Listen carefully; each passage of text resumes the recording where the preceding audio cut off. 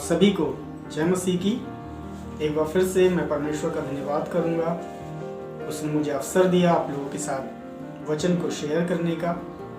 साथ ही साथ मैं भाई अमितोष का, उनकी पत्नी का, सिस्टर महिमा का मैं हृदय से धन्यवाद करता हूं कि उन्होंने एक बार फिर से मुझे अपने चैनल के माध्यम से परमेश्वर के कलाम को प्रचार करने का ये अवसर दिया। आइए हम दुआ करेंगे। जीसस, खुदावन यीशु मसीह के नाम में आपके पास आते हैं, धन्यवाद देते हैं पिता कि हम जिंदों की ज़मीन पर पाए जाते हैं। प्रभु जी, हम आपसे सुनने वाले कान, ग्रहण करने वाला मन और प्रभु वो आत्मिक आंखें मांगते हैं जिससे हम आपको देख सकें, आपको सुन सकें और आपके वचन को अपने हृदय में रख सकें और आपके निकट आने वाले हो सकें। धन्यवाद करते हैं पिता इस पूरे प्रोग्राम पर। प्रभु जी, इस पूरी इबादत पर मैं आपकी आशीषों को मांगता हूँ, आपके कंट्रोल को, नियंत्रण को मांगता हूँ। जितने लोग भी पिता इस चैनल के माध्यम से आपके वचन को सुन रहे हैं प्रभु जी, हर एक के जीवन को आप छुइए प्रभु जी और उन्हें अपनी सामर्थ्य दीजिए। उनके दुखों से पिता आप उन्हें आज़ाद कीजिए प्रभु जी। सारी बातों को आपके नियंत्रण में सौंपते हैं। इस प्रार्थना को यीशु के नाम से मांगते हैं, आमीन। जय मसीह की। आज मैं आप लोगों को एक उड़िया गीत सुनाने जा रही हूँ जिसका मतलब है कि उस महान प्रेम कहानी को सुने जो मन से कभी भुलाया नहीं जा सकता। वो शिशु के समान हमारे बीच में पैदा हुआ और स्वर्ग से आया और हमारे पापों के लिए वो उसने अपनी जान दी। उनके हाथ के स्पर्श के द्वारा से हर एक दुखियों के दुख दूर हुए और उनके आँखों से दया के आंसू बहते थे जब वो पापियों को देखता था। वो पापियों के हृदय को पहचानता था और इसी वजह से प्रभु यीशु मसीह हमारे पापों के लिए अपना प्राण देने के लिए आया। आइए अब हम इस गीत को सुने। सुन रे सुन महाप्रेम कहानी, मन रुताहा के भी भूली हुए नी। सुन रे सुन महाप्रेम कहानी, मन रुताहा के भी भूली हुए नी। शिशु से सुख मिलो, शांति अवतारो। शिशु से सुख मिलो, शांति अवतारो। स्वर्गु आसीथिले आम लागी जीवन देले। स्वर्गु आसीथिले आम लागी जीवन देले। तांको हाथर परस पाई दुखीर दुख गला भेई। करुणा भरा तांकोरी आँखी ढालिला लुह पापी को देखी। चिन्हिथिले से ही मणिषर मन, चिन्हिथिले से ही मणिषर मन। एड़े प्रेम आउ केही करनी। सुन रे सुन महाप्रेम कहानी, मनरु ताहा केबे भूली हुएनी।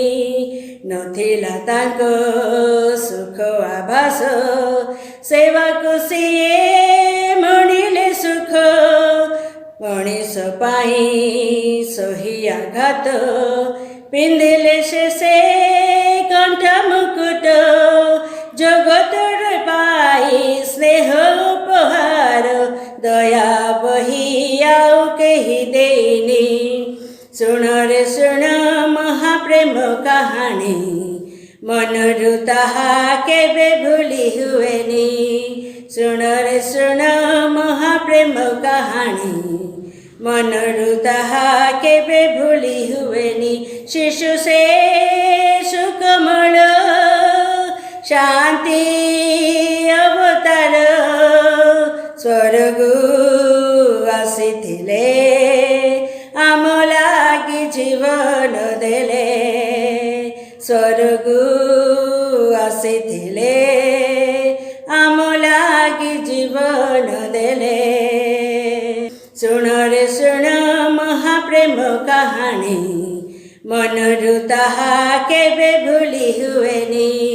सुन रे सुन महाप्रेम कहानी, मनरु ताहा केबे भूली हुएनी शिशु से सुकमल शांति अवतार स्वर्गु आसीथिले आम लागी जीवन देले स्वर्गु आसीथिले आम लागी जीवन देले। एक बार फिर से आप सभी को जय मसीह की। और प्रियो, आज मैं आपके साथ कुछ अय्यूब के जीवन से मैं शेयर करना चाहता हूं। और अय्यूब के विषय में हम सब जानते हैं, बहुत बार हमने बाइबल में पढ़ा है और बहुत बार हमने अय्यूब के जीवन से अलग अलग सेवकों के द्वारा, परमेश्वर के अलग अलग लोगों के द्वारा अय्यूब के जीवन से बहुत कुछ सीखा है। और अय्यूब की कुछ क्वालिटी थी। अय्यूब जिस जगह रहता था उस जगह वो सबसे धनी व्यक्ति था। अगर आप पहला अध्याय उसकी पहली आयत में पढ़ेंगे, उस देश में अय्यूब नामक एक पुरुष था। वह खरा, सीधा और परमेश्वर का भयमान था और बुराई से दूर रहता। और उसके 7 बेटे और 3 बेटियां उत्पन्न हुई और उसके 7,000 भेड़ बकरियां, 3,000 ऊँट, 500 जोड़ी बैल और 500 गधी और बहुत से दास दासियां थी। वरन उसके पास इतनी संपत्ति थी कि वे पूर्वी देशों में के लोगों में वह सबसे बड़ा था। उसके पास बहुत आयत से था, सब कुछ, बेटे बेटियां। और पुराने समय में जिसके जितने ज़्यादा बच्चे होते थे वो भी एक संपत्ति का हिस्सा माना जाता था। पहले के समय में बहुत अधिकाई से लोग अपनी संतानों को उत्पन्न करते थे। और इसके पास धन संपत्ति की भी, सोना चांदी की भी किसी भी तरह से कोई घटी नहीं थी। लेकिन आपको पता है प्रियो, ये सब कुछ होने के बावजूद भी अय्यूब अपने परमेश्वर पर भरोसा रखता था। अय्यूब ने अपनी इन सब चीज़ों पर भरोसा नहीं रखा। और अगर इस बात को जानने के लिए अगर आप मेरे साथ निकालें अय्यूब और इसका 31 अध्याय और उसकी 24वीं आयत में लिखा है, यदि मैंने सोने का भरोसा किया होता या कुंदन को अपना सहारा आसरा कहा होता या अपने बहुत से धन और अपनी बड़ी कमाई के कारण आनंद किया होता या सूर्य को चमकते या चंद्रमा को महाशोभा से चलते हुए देखकर मैंने मन ही मन मोहित हो गया होता और अपने मुंह से अपना हाथ चूम लिया होता, तो यह भी न्यायियों से दंड पाने के योग्य अधर्म का काम होता, क्योंकि ऐसा करके मैंने सर्वश्रेष्ठ परमेश्वर का इनकार किया होता। आपको पता है वो कह रहा है कि मेरे पास सब कुछ बहुत आयत से था, सोना चांदी कुंदन और जो भी बहुमूल्य चीजें होती हैं वो सब कुछ थी अय्यूब के पास। लेकिन आपको पता है उसने कभी भी इन चीजों पे भरोसा नहीं रखा, वरन इन चीजों के द्वारा उसने लोगों की मदद और सहायता की। आज पता है हम में से बहुत सारे लोग, परमेश्वर ने हमें बहुत तरह से रिच बनाया है। बहुत सारे लोग पढ़े लिखे हो सकते हैं, बहुत सारे लोग शरीर में बलवान हो सकते हैं, बहुत सारे लोग अच्छी बुद्धि रख सकते हैं, बहुत सारे लोग धनी, परमेश्वर ने धनी बनाए हैं। अलग अलग तरीके से परमेश्वर ने सबको सामर्थ्य दी है। और अय्यूब इन सब के द्वारा लोगों की मदद और सहायता करता था। अय्यूब इसीलिए खरा व्यक्ति कहलाया, इसीलिए परमेश्वर का भय मानने वाला कहलाया। अगर आप पढ़ेंगे अय्यूब उसका 29 अध्याय और लिखा है उसकी 12वीं आयत में, क्योंकि मैं दुहाई देने वाले दीन जन को और असहाय अनाथ को भी छुड़ाता था। किससे छुड़ाता था? रुपए के द्वारा, पैसों के द्वारा, और जो कुछ भी उसके पास बल था उनके द्वारा वो ऐसे लोगों को जरूरतमंद थे, अय्यूब उनकी मदद और सहायता करता था। मेरे कारण विधवा आनंद के मारे गाती थी। बाइबल में परमेश्वर ने आज्ञा दी है कि अनाथों का और विधवाओं का तुम विशेष करके ख्याल रखना। जब खेत की फसल को काटा जाता था, परमेश्वर की आज्ञा थी कि तुम कुछ जो पूरी की पूरी फसल मत काट लेना, वरन कुछ तुम अपनी फसल को छोड़कर आना, दोबारा मत उसमें काटने के लिए हंसुआ लगाना। ये किसके लिए थी? ये उन लोगों के लिए थी जो अनाथ थे, जो विधवाएं थी। ये उन लोगों के लिए परमेश्वर ने छोड़ा था। और अय्यूब वो सारे काम करता था। ये परमेश्वर के भय में चलने वाला व्यक्ति था। यही है खराई। वो किसी को लूटता नहीं था। आप इसको पढ़िएगा, 15वें पद में लिखा है, मैं अंधों के लिए आंख और लंगड़ों के लिए पांव ठहरता था। अय्यूब इसके अगर आप 29 के 11 पद में पढ़ेंगे कि प्रधान लोग चुप रहते और उनकी जीभ तालू से सट जाती थी, क्योंकि जब कोई मेरा समाचार सुनता तब वह मुझे धन्य कहता। अय्यूब का जीवन ऐसा था कि लोग उससे कुड़ते नहीं थे। अय्यूब के जीवन को देखकर लोग उसे धन्य कहते थे। क्यों? क्योंकि वो अनाथों का, जो कुचले हुए थे, जो अनाथ थे, दीन थे, वो उनका न्याय चुकाता था। अगर कोई दर्द और पीड़ा में था तो उनकी मदद और सहायता करता था। आज हम में से कितने लोग ऐसा करते हैं? पता है, आज मनुष्य स्वार्थी है, वो सिर्फ अपने बारे में सोचता है। अय्यूब के जब बेटे बेटियां एक दूसरे के यहाँ भोज पर जाते थे, अय्यूब, पता है, लिखा है कि भोर को उठ के अपने बच्चों के लिए वो नित्य होम बलि और मेल बलि चढ़ाता था, ये सोचकर कि हो सकता है मेरे बच्चों से कुछ गलती हुई हो। आज हम में से कितने लोग अपने बच्चों के लिए प्रार्थना करते हैं? मेरे पास अभी गुजरे समय कुछ कॉल्स आए जिनमें कुछ बहनों ने, कुछ भाइयों ने अपने बच्चों के विषय में बताया कि भैया हमारे बच्चे हमारी नहीं सुनते, हमारे हाथ से निकल गए। बहुत परेशान थे वो। कोई कहता था हमारे बच्चे नशे का शिकार हो गए हैं, कोई कहता था हमारे बच्चे शराब बहुत पीता है, मेरी बिल्कुल नहीं सुनता, मारता है, पीटता है। मैंने उनसे पूछा, मैंने कहा क्या आप अपने बच्चों के लिए कभी कुछ ऐसी बातें कही हैं जो कड़वी होती हैं? क्या आप मन ही मन अपने बच्चों के लिए कुड़कुड़ाते हैं? उन्होंने कहा जी भैया, हम कई बार कहते हैं कि अरे तू इससे मर क्यों नहीं जाता। उफ, आप सोच के देखिए, आप जो अपने मुंह से बोलेंगे वो आपके बच्चों पे फलेगा। बाइबल में इसलिए लिखा है कि तुम आशीष देने के लिए ठहराए गए हो, तुम आशीष के वशिया हो। हम आशीष देने के लिए ठहराए गए, श्राप देने के लिए नहीं। परमेश्वर कहता है तुम आशीष दो, श्राप ना दो। आप जो कुछ अपने मुंह से बोलेंगे वो फलेगा। आज पता है, बहुत सारे, एक सिस्टर का मेरे पास कॉल आया और उन्होंने एक प्रार्थना निवेदन रखा था। उनके संतान नहीं थी और लोग उनके लिए प्रार्थना कर रहे थे। एक रोज की बात, उनका मेरे पास कॉल आया और मैंने उनसे बात की। मैंने कहा सिस्टर, आपका जो प्रेयर रिक्वेस्ट आया था उनके उसी रिगार्डिंग में उनसे कुछ बात कर रहा था। उन्होंने पता है एक अद्भुत सी बात बोली जिसे सुनकर मैं चौंक गया। उन्होंने कहा भैया मैं तो संतान चाहती ही नहीं। मैंने कहा संतान नहीं चाहती तो आपने क्यों प्रार्थना निवेदन रखा? उन्होंने कहा वो मेरे हस्बैंड चाहते थे, मैं नहीं चाहती। मैं सच में उसकी बात सुन के मैं शॉक रह गया।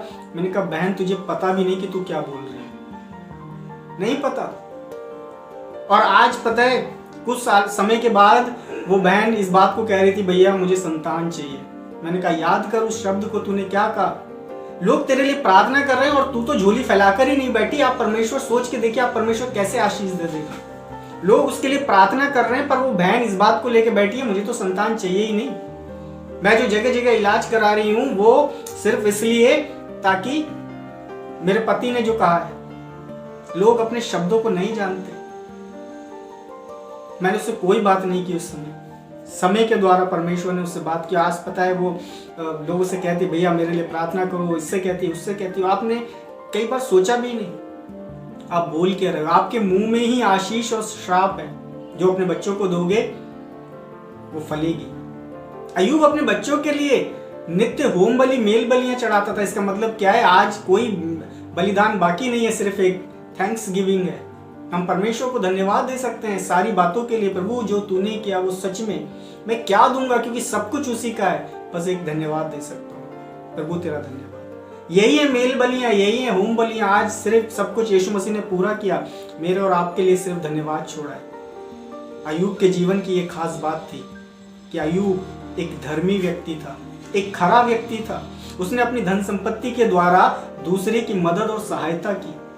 एक और चीज, जब अय्यूब के जीवन पर विपत्ति आई, आपको पता है अय्यूब एक ऐसा व्यक्ति था जो परमेश्वर के सामने अपना पक्ष रख रहा था। जब उसके तीनों मित्र आए और वो उसे बहुत सारी बातें समझा रहे थे कि परमेश्वर अन्यायी नहीं है, परमेश्वर ऐसा नहीं है कि तुझे बेवजह उसने कष्ट दिया है, निसंदेह तेरे बच्चों से पाप हुआ होगा, निसंदेह तूने कुछ ऐसा किया होगा जिसके कारण परमेश्वर ने तुझे इस दशा में पहुंचा दिया। लेकिन अय्यूब ने जो जीवन जिया था, आपको पता है उससे, उस जीवन जीने से एक निश्चय था, एक उसके अंदर विश्वास था, उसके अंदर एक हियाव था।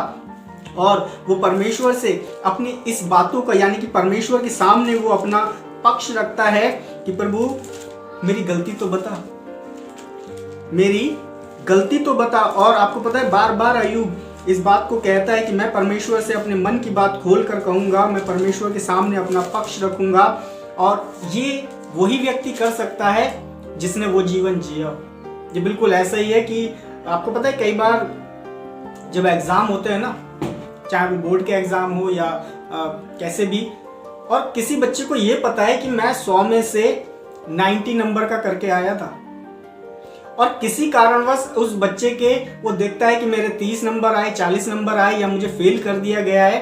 पता है कुछ तो ऐसे होते हैं जिनको पता है कि हाँ हमने कॉपी में जो भी लिखा था भाई उससे ज़्यादा ही मिले होंगे, पर कुछ को ये विश्वास है कि उन्होंने जो लिखा था कॉपी के अंदर वो बिल्कुल सही था, और वो कई बार अपनी कॉपी दोबारा से निकलवाते हैं और सामने आता है कि कहीं ना कहीं कुछ मिस्टेक हुई है। अय्यूब के साथ में यही था, अय्यूब समझ नहीं पा रहा था कि प्रभु मेरी गलती कहाँ है। अय्यूब परमेश्वर के सामने अपना पक्ष रखता है, कहता है मैं परमेश्वर के सामने अपने मन की बात खोल कर रखूंगा, मैं परमेश्वर से पूछूंगा प्रभु मेरी गलती तो बता, क्या तू ऐसा है कि जो तू अन्यायी परमेश्वर नहीं है, तू न्यायी परमेश्वर है, तू बेवजह किसी को भी कष्ट नहीं देता। अय्यूब ने अपना पक्ष रखा। आज हम में से कितने लोगों को ये हियाव है। अय्यूब ने जो जीवन जिया, अय्यूब को उस जीवन पे भरोसा था और वो परमेश्वर के सामने अपना पक्ष रखता है। अगर आप निकालें अय्यूब की पुस्तक और उसका 10वां अध्याय और पहली आयत में आप इस बात को पाएंगे, और यहाँ लिखा है मेरा प्राण जीवित रहने से उकताता है, मैं स्वतंत्रता पूर्वक कुड़कुड़ाऊंगा, स्वतंत्रता पूर्वक मैं कुड़कुड़ाऊंगा, और मैं अपने मन की कड़वाहट के मारे बातें करूंगा, मैं परमेश्वर से कहूंगा मुझे दोषी ना ठहरा। मुझे बता कि तू किस कारण मुझसे मुकदमा लड़ता है। जैसे मैंने बोला कि कुछ बच्चों को हियाव होता है कि हमारे इतने कम नंबर आए हैं जबकि हमने मेहनत बहुत की है, क्यों हमारे इतने कम नंबर आए, और पता है वो आपको दोबारा से कॉपी निकलवाते हैं और दोबारा से कई बार उनकी पता चलता सामने आता है कि कहीं मिस्टेक हुई है। अय्यूब परमेश्वर के सामने अपना पक्ष रखता है, प्रभु मैंने वो जीवन जिया है जो प्रभु तू चाहता है, मैं तेरे भय में रहा। अगर आप पढ़ेंगे अय्यूब की पुस्तक उसका 31 अध्याय लिखा है मैंने अपनी आंखों के साथ वाचा बांधी है, फिर मैं किसी कुंवारी पर कैसे आंखें लगाऊं। वो कहता है 7वें पद में, यदि मेरे पग मार्ग से बहक गए हों और मेरा मन मेरी आंखों की देखी चाल चला हो, या मेरे हाथों से कुछ कलंक लगा हो, तो मैं बीज बोऊं परंतु दूसरा खाए, वरन मेरे खेत की उपज उखाड़ डाली जाए। यदि मेरा हृदय किसी स्त्री पर मोहित हो गया हो और मैं अपने पड़ोसी के द्वार पर घात में बैठा हूं, तो मेरी स्त्री दूसरे के लिए पीसी जाए और पराई पुरुष उसको भ्रष्ट करे। ये सारी बातों से पता चलता है कि अय्यूब एक ऐसा व्यक्ति था जो धर्म के मार्ग पर चलता था, वो अपनी आंखों के साथ वाचा बांधता था, उसने कभी भी पता है वो चीजें नहीं की जो संसार करता है, और उसके बावजूद भी जब उसके जीवन पे एक भयानक कष्ट और पीड़ा आई, वो अपना पक्ष परमेश्वर के सामने रखता है। मेरे प्रियो, मैं कहना ये चाह रहा हूं कि जब आप एक पवित्र जीवन जीते हो, बहुत सारे लोग सोचते हैं कि क्या फायदा होता है इतने दुआ प्रार्थना करने से, पवित्र जीवन जीने से, परमेश्वर की बातें मानने से, लेकिन आपको पता है आपके अंदर एक हियाव को आता है। यही है पवित्र जीवन कि हम परमेश्वर के सामने खड़े होने का हमारे अंदर एक हियाव आ सके। आपको पता है बाइबल बताती है कि जब यीशु मसीह का आगमन होगा, बहुत सारे लोग छाती पीटेंगे, उसके मुख का उसका सामना नहीं कर सकते, वो थरथराने लगेंगे। लेकिन वो व्यक्ति जो एक धर्मी जीवन जीता है, आपको पता है उसके अंदर एक हियाव होता है, वो बाट जोता है कि हाँ मेरा प्रभु मुझे लेने आने वाला है। ये धर्मी जीवन जीने वालों की पहचान है। उसके अंदर निर्भय होता है, वो किसी चीज से नहीं डरता सिवाय परमेश्वर के। और अय्यूब के अंदर ये खासियत थी, जैसे हमने स्टार्टिंग में पढ़ा था, अय्यूब खरा व्यक्ति था, बुराई से दूर रहता था, और वो सीधा व्यक्ति था, वो खरा व्यक्ति था, वो धनी व्यक्ति था। उसने अपनी धन संपत्ति से गरीबों की मदद की, और वो रुतबे वाला व्यक्ति था। अगर आप पढ़ेंगे अय्यूब उसका 29 का 8वीं आयत से अगर आप पढ़ेंगे, तब लिखा है, तब जवान मुझे देखकर छिप जाते और पुरनिये उठ खड़े होते थे। और आपको पता है जब आप पढ़ेंगे 30 पद लिखा है, परंतु अब जिनकी आयु मुझसे कम है वे मेरी हंसी करते हैं, वे जिनके पिताओं को मैं अपनी भेड़ बकरियों के कुत्ते के काम के योग्य भी न जानता था, उनका भुजबल से मुझे क्या लाभ हो सकता था, उनका पौरुष तो जाता रहा। और अगर आप पढ़ेंगे 30 की 12वीं पर आयत लिखा है, मेरे दाहिने ओर बाजारू लोग उठ खड़े होते हैं, वे मेरे पांव सरका देते हैं। एक ऐसा समय भी था अय्यूब के जीवन में कि जो प्रधान लोग थे वो उसके सामने बोल नहीं पाते थे। जो अय्यूब ने मुंह से कह दिया उनको मानते थे। जो गली के कुछ ऐसे आवारा टाइप के लड़के होते थे या कुछ ऐसे जवान पुरुष होते थे, जब वो अय्यूब को देखते थे तो वो छिप जाते थे कि अरे अय्यूब आ रहा है, अब हम इसके सामने कुछ भी ऐसा काम नहीं कर सकते हैं। लेकिन यहाँ पर लिखा है 12वीं आयत में कि अब ऐसी कंडीशन आ गई है कि उसका पांव सरका देते हैं, यानी कि बात टाल देते हैं, उसका कोई आदर नहीं है, पांव सरका देना। लिखा है अब जिनकी आयु कम है वो कुछ भी मेरे मुंह पे बोलने से नहीं चूकते। ये सारी वो परिस्थितियां थी जब अय्यूब परमेश्वर के सामने इस पक्ष को रखता है। मेरे प्रियो, जैसे मैंने बोला, परमेश्वर की नजर में भले या संसार की नजर में खराई की कीमत हो या ना हो, सीधेपन की कीमत हो या ना हो। आज पता है बहुत सारे लोग जब सीधे होते हैं ना, उनको कहीं ना कहीं ये फील होता है कि मैं किसी काम का नहीं हूं, क्योंकि ये दुनिया चालाक लोगों से भरी पड़ी है और आप भी चालाक होना चाहते हो। लेकिन आपको पता है सीधा होना, मन का खरा होना, बुराई से दूर रहना, ये परमेश्वर को भाने वाली चीजें हैं। इन चीजों को अपने जीवन में ढूंढिए और इनको बनाए रखिए, तब परमेश्वर की दया आपके ऊपर बहुतायत से होगी। अपनी धन संपत्ति से आपको जो कुछ भी परमेश्वर ने दिया है उससे लोगों की मदद और सहायता करें, क्योंकि यीशु मसीह ने वचन में बोला है कि सबसे पहली आज्ञा तो अपने सारे मन से, सारे प्राण से, सारी बुद्धि से अपने परमेश्वर से प्यार करना, और दूसरी आज्ञा तो अपने पड़ोसी से प्यार करना। पड़ोसी का मतलब यहाँ हर उस व्यक्ति से है जो जरूरतमंद है।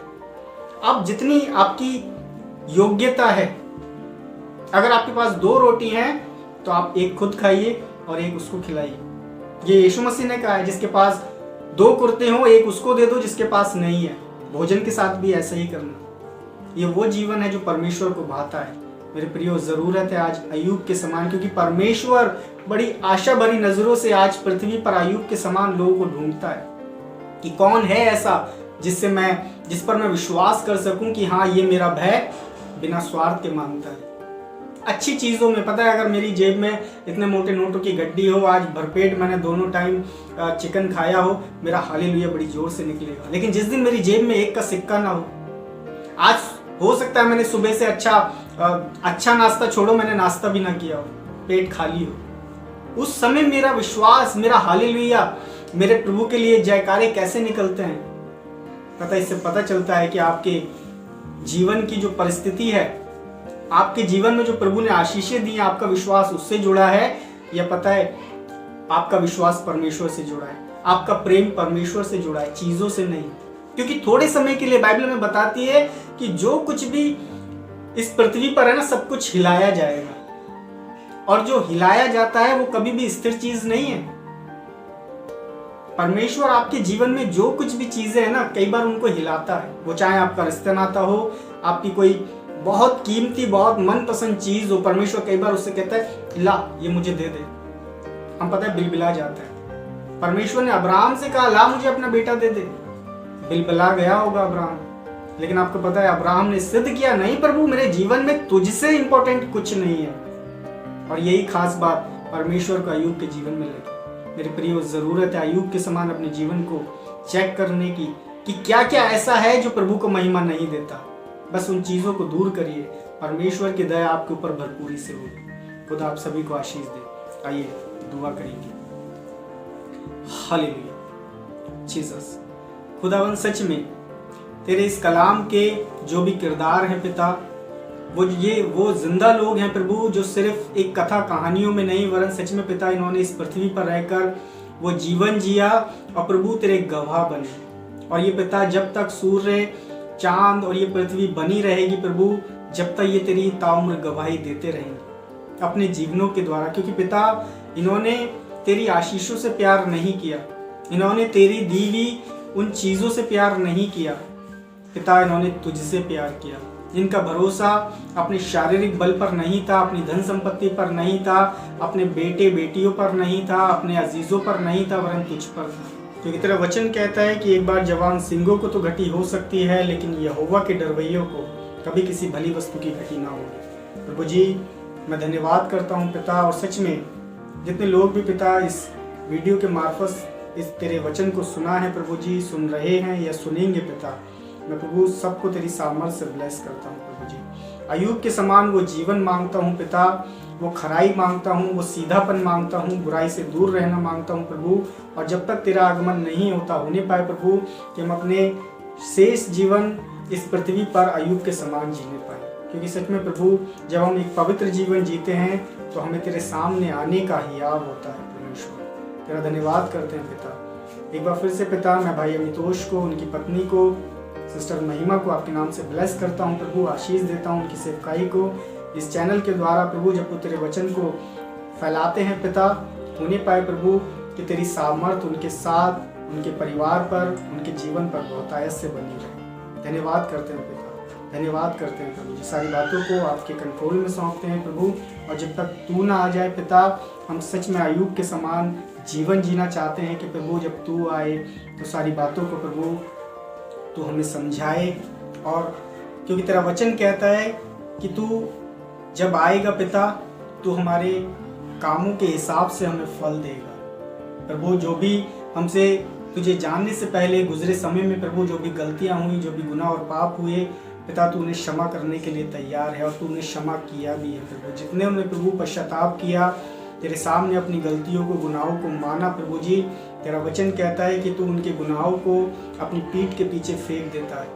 हाँ पिता, और हमें प्रेरित करता है एक नया जीवन जीने के लिए, पवित्र जीवन जीने के लिए। क्योंकि प्रभु तेरा वचन कहता है पवित्र बनो क्योंकि तुम्हारे बुलाने वाला पवित्र है। प्रभु मैं आपसे प्रार्थना करता हूँ कि प्रभु हम सब अय्यूब के समान जीवन जीने पाएँ। और प्रभु जो क्वालिटी अय्यूब के अंदर थी प्रभु, तेरी आत्मा के द्वारा, प्रभु पवित्र आत्मा के द्वारा हमारे भीतर भी उत्पन्न होने पाए। यीशु के नाम से हम अपने आप को परमेश्वर आपके हाथों में सौंपते हैं, यीशु के नाम से।